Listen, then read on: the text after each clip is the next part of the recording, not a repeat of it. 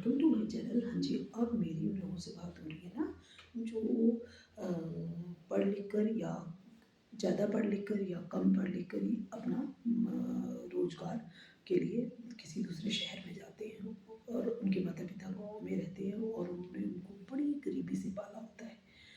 अब ये बच्चे जो छोटी-मोटी रोज़गार के लिए जो शहरों में निकलते हैं ना, अ, वो अब सोचिए कि उनके माँ-बाप एक तो गरीब थे और आपको उन्होंने बड़ी मुश्किल से पाला, आपके सारे खर्चे पूरे किए, आपको कभी दिन-रात मेहनत करके आपको किसी चीज़ की कमी नहीं होने दी।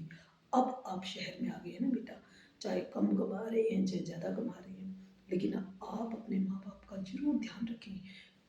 वो इतना उनको खर्चा ज़रूर दें जिससे कि वो अभी कभी बीमार हों तो अपने लिए दवाई ले सकें।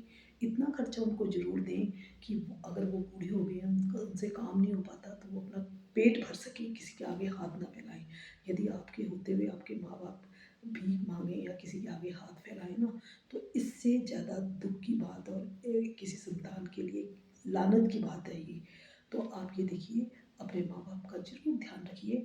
यदि आप अपनी कमाई में से अपने माँ-बाप का भी ध्यान रखते हैं, उनको देते हैं ना और उनके खाने-पीने का सारी ज़रूरतें पूरी करते हैं, तो भगवान आपको दिन-रात चौगुनी उन्नति देगा और आपका आपको अपने माता-पिता का भी आशीर्वाद होगा, ईश्वर का आशीर्वाद भी होगा। तो आप देखना, आप चाहे कम पढ़े-लिखे भी होंगे या किसी कम छोटी स्तर से भी आपने नौकरी स्टार्ट की होगी, आपका जीवन में बरकत ही होती जाएगी और 10 रास्ते आपके खुलेंगे और भगवान आप पर ईश्वर के आशीर्वाद से आपका ज़िंदगी में एकदम से चमत्कार हो जाएगा। तो आप अपने माता-पिता का ज़रूर ध्यान रखें।